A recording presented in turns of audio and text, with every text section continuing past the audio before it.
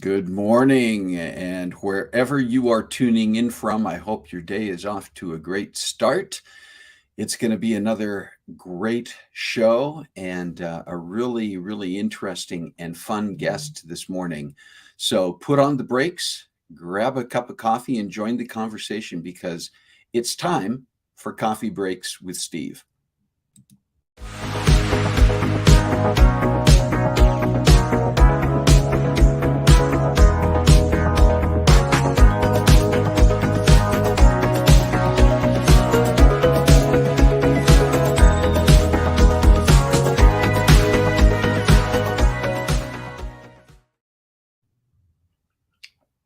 Oh, yes. Good morning. And look who's here. Shalane is here. Shalane's his dance break. Yeah, a little dance fever there with that opening intro music. And Brenda Durnell is here. Good morning, Brenda. And as you join in the conversation on this October 8th, 2022, make sure that you say hello, as Carissa did. And yes, everybody drink. Thank you, Shalane. Shalane's there doing her job. If you do tune in during the show, wait a minute, let me try that again. Hang on. We see what's going on now already. Hey, were your eyes, Shalane? Hey, were your eyes always two different colors? Yeah.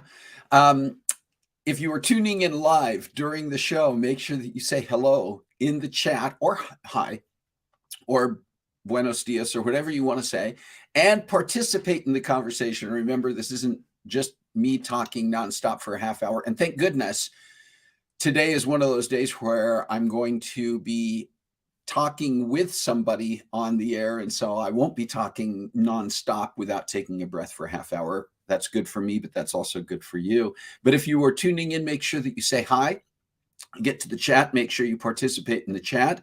And if you tune into this later and you're watching this recorded, you can still make comments in the chat. So I hope you will participate, be a part of the conversation. This is our virtual coffee table. So make sure that you make it your conversation too. Hey, it's a great Saturday wherever you are. I know we've had some weird weather around the country with hurricanes and tropical storms. Now they're getting hot weather on the West Coast, freezing weather on the East Coast. We're in that time of year when it's starting to, it goes all over the place, it transitions. So wherever you are, I hope you're comfortable and staying safe.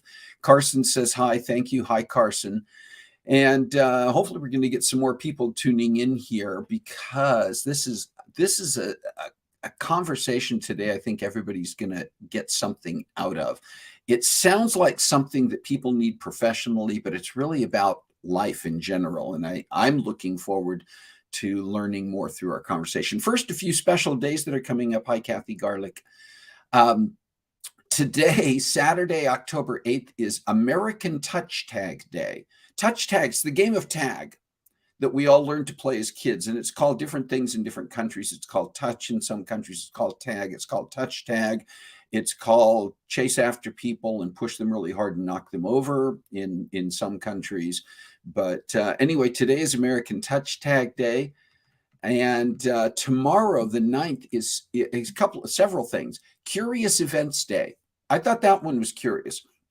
No real explanation. It's just look for things around you in the world that spark your curiosity. So Curious Events Day tomorrow. It's also Fire Prevention Day. It's a serious thing. It's a good day during the year to review fire safety in your surroundings. Some people live in areas where, and I know we're kind of into and in some places even past the wildfire season, but looking at things like thinking about how you need to keep your grounds if you're in one of those areas to keep things cut back, but also within the home, making sure that you have working fire extinguishers, making sure that you and your family have talked about escape plans, changing the batteries. And some people say when the time changes to daylight savings time, when the time changes back to standard time is a good time to change your smoke detector batteries. It's not a bad idea to check those and test the smoke alarms at other times too. But anyway, tomorrow's Fire Prevention Day. It's also Sukkot, which is a Jewish holiday. And I'm trying to remember my Jewish history here, so I'm probably going to get this wrong. But Sukkot starts like 5 days after Yom Kippur and goes for a week. And it's to commemorate the Jewish people wandering for 40 years in the desert. And they had to live in temporary dwellings called sukkahs. And so part of the celebration is to build these temporary dwellings, facsimile, a mock-up of that, and to do probably a feast around that, because there's always feast. And if I'm getting some of that wrong and you are Jewish or you know the Jewish history and you want to correct that, please do. Monday, the 10th, is Canadian Thanksgiving. We often just think about the fact that we do our Thanksgiving at the end of November, and therefore everybody must do Thanksgiving at the end of November. But it's different. There are Thanksgiving celebrations throughout the world, and Canada's is on Monday. And then it's also, this one has become a political and social juggling act and hot potato. But Monday, the 10th, is also Columbus Day and or Indigenous People Day. That's always the second Monday in October. Back in the day, it always used to be October 12th, period, I think, before we started getting into Monday holidays on everything. And then Tuesday is International Day of the Girl Child. I like the way that's worded.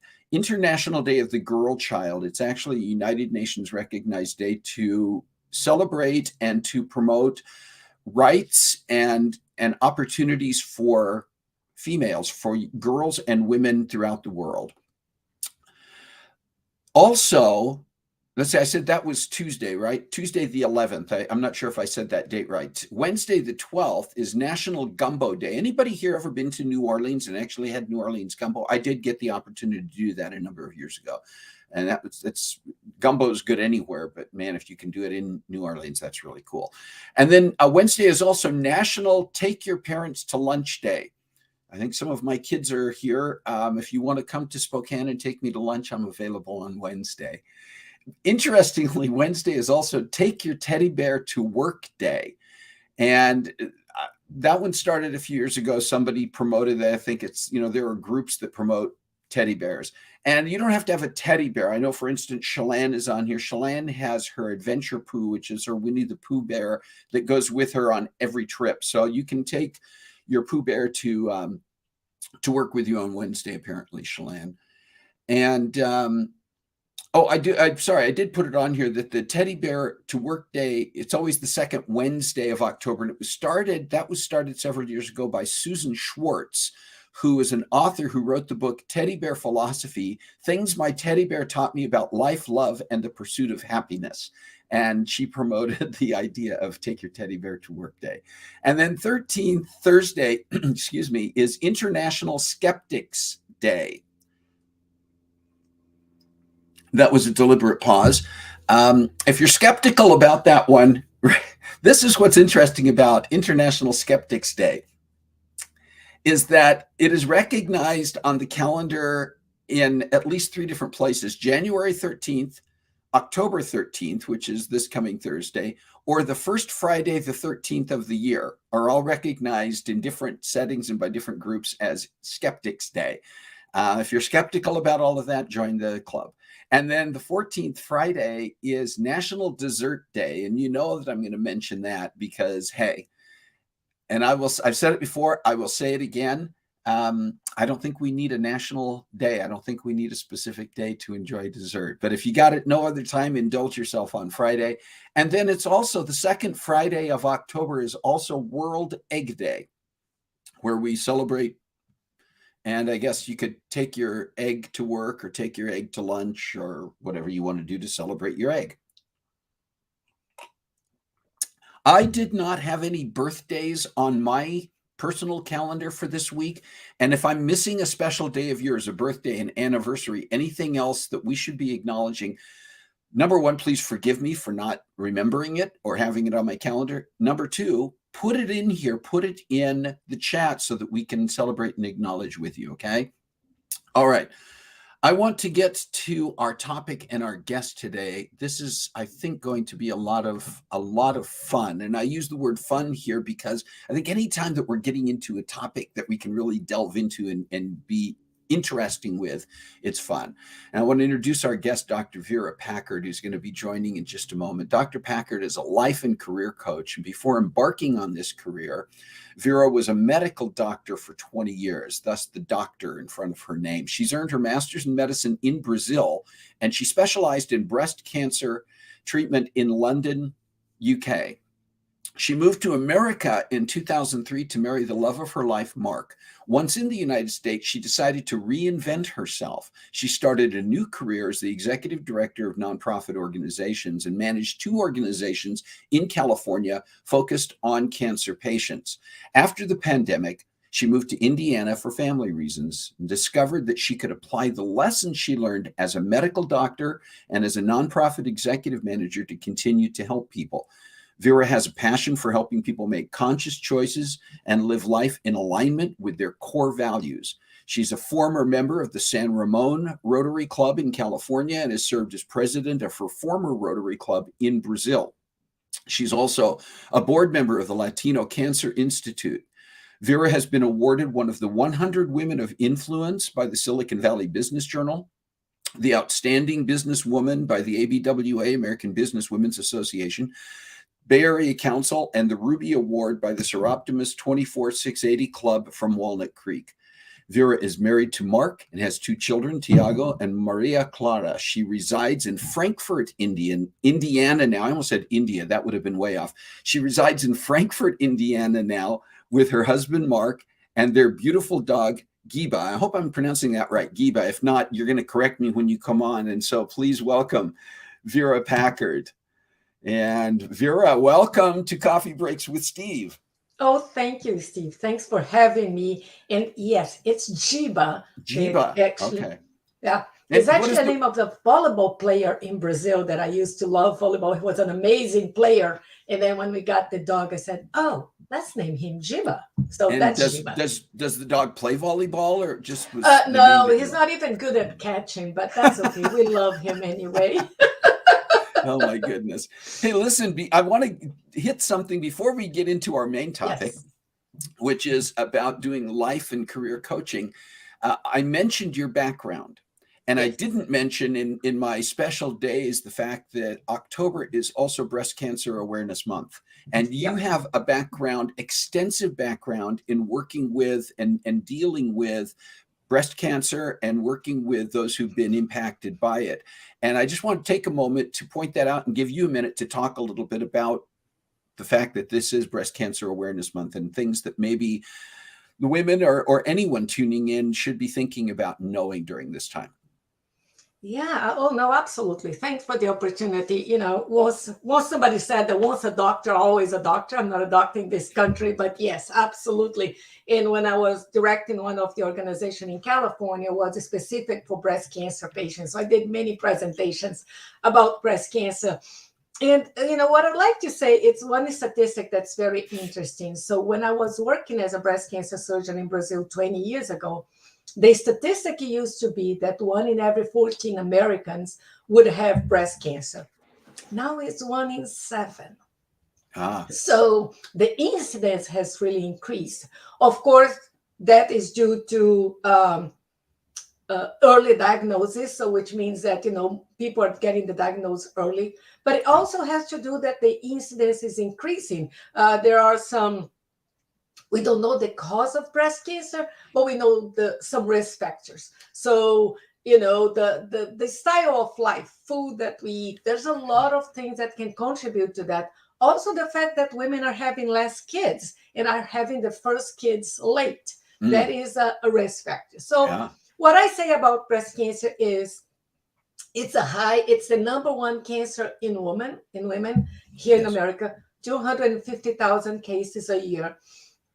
It's not a sentence of death. It's one of the cancers that has the most amount clinical trials and results because of the number of cases and because of the investment that has been done in it. So it's a disease that's very treatable, and every woman should, take care by doing breast self-examination. I'm a big advocate for that. I think that it's important. When I say breast self-examination, let me point it out. A lot of people I don't know how to examine my breast. Well, you don't examine your breast. The doctor does. So what you do is you touch your breast every month after your period. And what that does is you get to know your breast. And then if something goes wrong, you will be able to notice very quickly. So it's about getting to know yourself. The breast changes along the ages, It's different when you are 30 than when you're 60. So get to know yourself. If you find anything else, go to the doctor. If you're older than 40,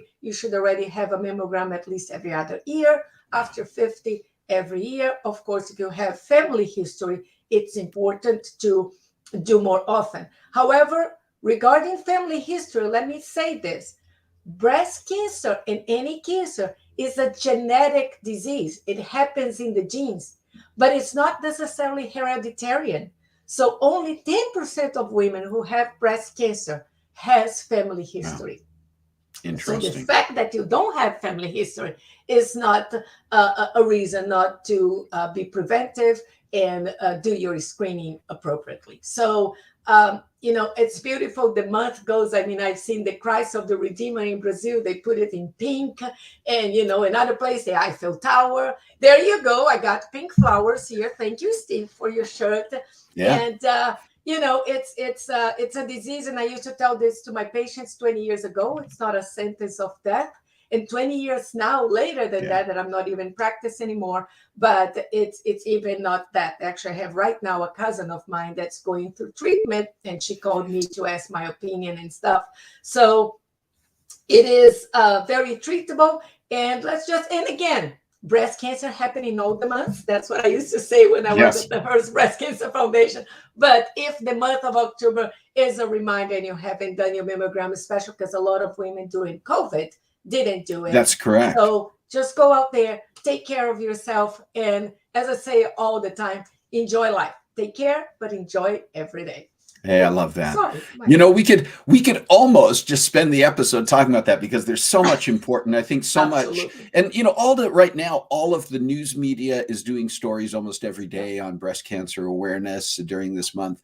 But I still think that there's a lot, as you've even talked about, a lot of at times misunderstanding or misinformation. So thank you for that. And I do want to transition and talk about our other topic today, which is about life coaching and what's involved in this entire process, this thing that you do. So I mean, it's the part of the reality is that we sometimes think, do I need a life coach? And that's how I tagged this particular episode. Do you need a life coach? Because I think we sometimes assume it's for somebody else and not for me.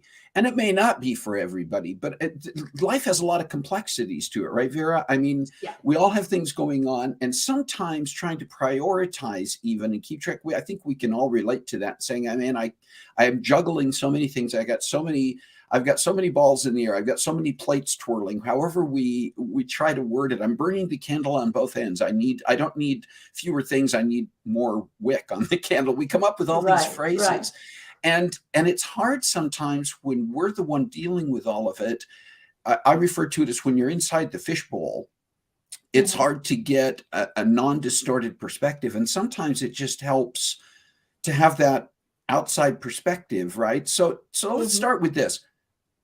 What exactly is a life coach? Thanks for asking, because it's actually, I have fun explaining, because life coach in this, especially during the pandemic, it's a career that really people, exploded in many ways, not only people wanting to be life coaches and people in need of life coach. Once we stayed at home pretty much for 2 years, it's kind of like that we realized that there's no journey outside, the journey is inside. And then how do I figure out myself, right? So it's like life coach came from the arts coach and the sports coach. Think about this. Every artist, a singer has a vocal coach, somebody who can, they have the voice, but they need to get better, right? I remember that group that I love so much called Il Volo. They were little Italian kids. Love them. I seen them live. They had the voice, but when they start become professional, they needed a vocal coach, right? Same with athletes. They, get Tiger Woods. I don't care. They have coaches. And so life coach came from that. It's not about what you know about yourself and how you maneuver in your life, but it's nice to have someone that gets to know you, knows where you are going, and is by your side with some thought-provoking process. That's what I like to say. It's a thought-provoking process. Somebody that you trust then can interact with you and move you to think deeper and further. More important, to inspire you to go where you want to go. Because sometimes we know where we want to go, but that doesn't mean that we go. I was talking to a client yesterday, and she said, yeah, I want to do this, and I want to retire in Belize, and blah, blah. But at the end of the day, said, yeah, but I just go with the punches. I said, well, let's put the punches aside. Let you start punching your life, right? Let's move. So that's what it is. It's a partnership between two people, one that has love and commitment to help the person achieve what they want to achieve. And then the person, the client, who is committed to do the work. Because there is work between the sessions of life coaching. And a lot of time the coaching and the ahas happen in between. So it's that process of working together. And if you, it's really like it's kind of this team, and we work together. I got a beautiful, preparing a presentation, I got a beautiful slide, which is like a cartoon, and there are two people sitting across the table, and the coach is here and the client is here. And the client, in the head of the client, there's a whole bunch of yarn all tied up. And in the head of the coach, he's putting everything in a wheel, very organized. Because coaching is all about the client. My opinion really doesn't matter. I can bring my intuition and help, but they pick whatever they want. So it's about what they have in their head. Just we help to organize, prioritize, and help them move forward. And just to clarify, I mean, I think this is sort of a given, but a life coach is not, this is not therapy. It's not a psychologist or a therapist. I mean, that's not the role of a life coach. There may be some times, some moments within there when you may speak into things the same way a therapist or a psychologist might, but that's not the training. That's not the intent. That's not the purpose. Right. There is a space for everything. And yes, coaching is not therapy, but it's very therapeutic. I love that. Yeah. So I like to make the analogy of riding a bicycle. So if you go for therapy about riding a bicycle and you in your bicycle, the therapist is going to dissect the bicycle. It's going to try to understand the bicycle. It's going to put you on the bicycle. It's going to get you off the bicycle. It's going to analyze how did your parents ride the bicycle. So that's the role of therapy. And by all means, whenever I see a client that needs that, I will be the first one to refer. And I think my medical background helps me really can find that difference. The coach is a little different. And actually, let me actually point out, the consultant, which you have been before, the consultant is like, instead of the consultant will give you a book on how to ride that bicycle, right? Or a plan. That's one thing. What the coach does is very interesting. The coach asks you to get in the bicycle, which is kind of like your life, and then goes by your side. So we go together, and then there'll be humps and there'll be curves, and then we together figure out. So I tell the clients that we're driving together a car. They are driving. I'm on the side seat, on the passenger seat, but they gave me a map. So I want to go from California to New York. Great, we're going. Then all of a sudden, the client now is going to Florida. I don't mind. But I'll ask the client, well, you wanted to go to New York. What happens now in Florida? Well, I don't know. I'm just afraid of New York. Well, let's talk about that, right? So what it does, I got the map, and I'm going to stick them to the map as far as it's fulfilled them. If they decide, I forgot about New York, now I really want to Florida. Okay, let's go to Florida. No problem. But I'll keep them accountable to what's important for them and to them. If that makes sense. Yeah. I don't know if you see here, had a question from Shalane watching. If someone struggles to determine what they want, can a life coach help identify that, or is that better for a therapist? I would say that it's better for a coach.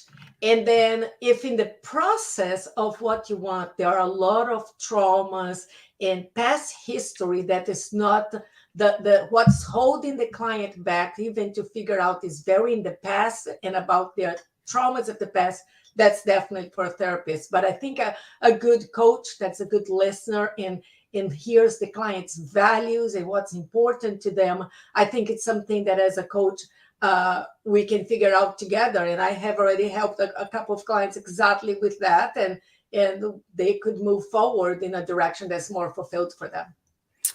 So I have hope to I ask have this answered your question. question. Yeah, Yes. I hope so too. And Shalane, if there was more to that, go ahead and pop it in the chat. So here's the question that I think, needs to be addressed. You mentioned about a lot of people especially during pandemics, like, well, what can I do that I can do online, blah, blah, blah. A lot of people decided to try doing different kinds of consulting or advisory or coaching. So what qualifies you or anyone else to be a life coach? It's very interesting. And I mean, I'm just going to say it. Even I was talking to a friend in Brazil, and the coaching career in Brazil profession has been kind of like not taken with very good eyes. First of all, because the psychologists just say that, you shouldn't have a coach, you should have a psychologist. And I think it's just not right. But also because, you can see on Facebook, like, oh, take a 7-day class and you can become a life coach. I think what really qualifies, and for me especially, first of all, was like 20 years in a career as a medical doctor. And I always like to treat the person, not the disease. Yes, it was breast cancer, but it was about the person. And I made friends with my patients. I never had that distance. I'm the doctor, you're the patient. Actually, I just thought that in life, why is not the other way? Maybe I could be the patient, but for some universal organization, I'm here in this situation as a doctor. So I always respected that very carefully and very deeply. So understanding people in those circumstances taught me a lot of lessons. Then 15 years managing nonprofit and managed donors, volunteers, staff. It was very challenging, but it brought me a lot of lessons, leadership class that also taught me a lot.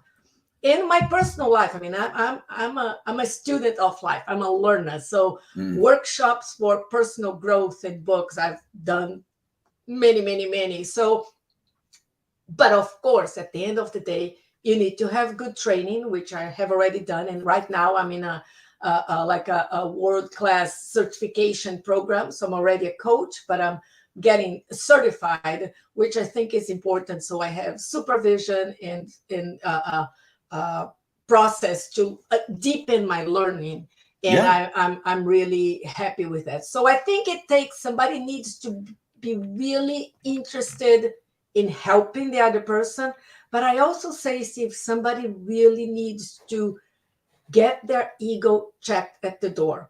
And I feel very blessed, even when I was a doctor, and thank you for introducing me as Dr. Vera Packard, but when I introduce myself, I'm just Vera. Even my last name, I was married twice before, so I had already 2 different last names.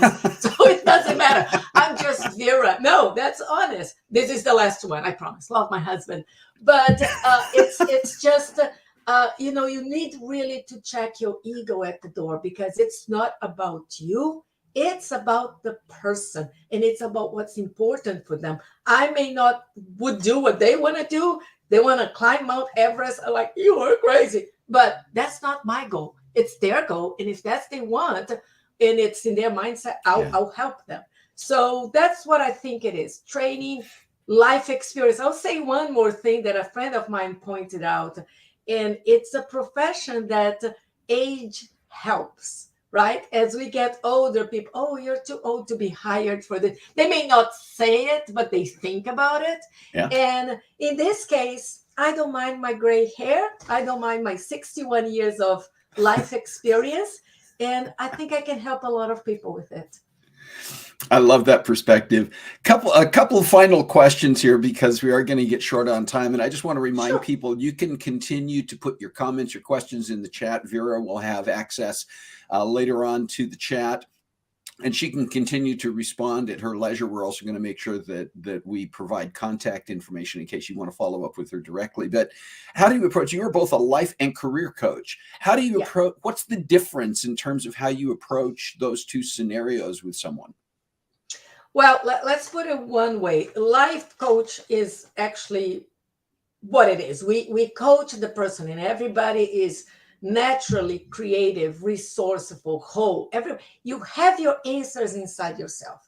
The career aspect sometimes is the door to get started, because the person like, oh, I want to go for a new job, or I don't know what is the best thing. Do I go for a promotion, but I'm insecure about it? Am I confident? Blah blah blah. So that may be the entry door. But at the end of the day, I'm coaching the person, Yeah. right? And we have this analysis, the thing that I really like. I love metaphors, but it's like, the problem, the career problem or the life problem is right here. It's like a wall, and the person is here. My goal is not to destroy the wall, because I don't care about the wall. The wall is life and whatever is there. My goal is to make that person go higher and grow herself or himself in a way that they can see what is beyond the wall. And then all of a sudden they make more conscious choices. So I don't coach the problem, I coach the person. And if it's life or problems, with their life in general. But normally the career is the entry level, because it's a specific thing that's happening, and we work on that, and then we get to the whole person. I hope that makes sense. And that's how It, I do it it. does to Like I me. said, there's many different ways of coaching and philosophies. That's how I do it. That's how I view it. I know there's a lot more. There are questions that I had on my list that we're not going to have time to get to, but what we're going to do, a couple of things here, just for those who are tuning in. I'm going to make sure on the Coffee Breaks Facebook page that all of Vera's contact information is available, and you can find Vera on Facebook and on LinkedIn. Her company is Phoenix Life and Career Coaching. And we're going to make sure that you have all the things that you need. If you want to follow up with Vera, maybe it's because you're thinking about now more than ever that maybe you could utilize the services of someone like Vera. And I know, obviously, as Vera has already said, it's about the person, it's about the relationship. So I think, Vera, I'm safe in saying you recognize you may not be the ideal life coach for every single person in the world. That's not the point. The point is Right. that you're providing that opportunity, you're providing your own experience as part of building that relationship that allows you to be in a place to be a trusted advisor, to be a coach for others. And so we're going to make sure that that is available. Any last thoughts that you have, Vera? Yeah, no, I would just what I'd like to say also is like, to have a coach, you don't need necessarily to be stuck. It's when you want to go from good to great. Sometimes life is good, but you want to go to the next level. And I can help people with that as well. And by all means, two things. First of all, if you contact me, we can have a complimentary conversation and a sample coaching session to see if it is a fit for you and for me. It has to work for both sides. It's a relationship. So I'm happy to do a complimentary session with anyone. And also, if you want to look for coaching, doesn't want to me, you want somebody in person, go to the International Coaching Federation, ICF. And over there, you can find that fits your budget, that fits your style, location, if you want in person. But it's been very effective to do coaching via Zoom. That's what I've been doing most of my coaching, but you can find it at the International Coaching Federation. So I just want to thank you, Steve. Thank you for all of the holidays. And I think I'm going to say also, like, a coach can be a teddy bear that you have that talks to you and really asks provoking questions. How Oh my about gosh, that? that's great. Vera Packard, thank you so much for being with us. And thank Yeah. you for all of this wonderful insight. And once again, we'll be doing follow up and making sure that people know how to reach you and that you can continue to respond to the comments and questions that have come up during our session. But it's great spending this time with you. And thank you again. Well, thank you, and God bless all of you. You guys have a great weekend, and just make life great. Oh, and how about Yeah. this? So remember this: Oh, we yeah. have 1,440 minutes in the day. Make it count. Make it count. I love that. That is perfect. Thank you, Vera. We'll talk soon. Bye. All right. Oh, it's that's great. And I don't think I mentioned the fact that obviously you may have gathered the fact from our backgrounds. Vera and I have known each other, worked together over the years, and I've always found Vera to be an amazing cohort, someone who is I can trust, and so that's part of the reason that I wanted to give her the opportunity to share here today. We are a little bit over time, and that's fine. I'm going to share some things that are coming up in the next few weeks. Just let you know what we've got happening next week. Beth Roars, Beth from Scotland, international YouTube influencer, voice coach, reaction video aficionado. We had an opportunity because she's in Scotland and because of not only the time difference, but her schedule. We actually recorded the interview this last week, which will be part of the live program next week, but you'll still be able to interact and be a part of that. And then in 2 weeks, putting it all on the line with Broadway television and movie actress Chrissy Whitehead was in the revival of A Chorus Line in 2006, has appeared in Broadway shows, has appeared on television programs and in movies, and has a one-woman show coming up in New York. We're going to spend some time with Chrissy. And then the end of this month, on October 29th, we have a conversation with Seattle Symphony violinist, author, and sailing enthusiast. I think that's almost an understatement, but John Weller. And I think that's going to be a fascinating conversation as well. So I do invite you to stay with us over the course of the next few weeks. And in fact, probably the next few months. There's just a lot coming up on Coffee Breaks with Steve. And I'm excited about the guests we have on and the topics we have coming up. We're going to try some very creative things in the months of November and December, and I'll just tease with that. But between now and next week, I just hope that you all do have a great week, and want to remind you, as I always do, to find a way to make a difference in your world this week. God bless you. Have a great week.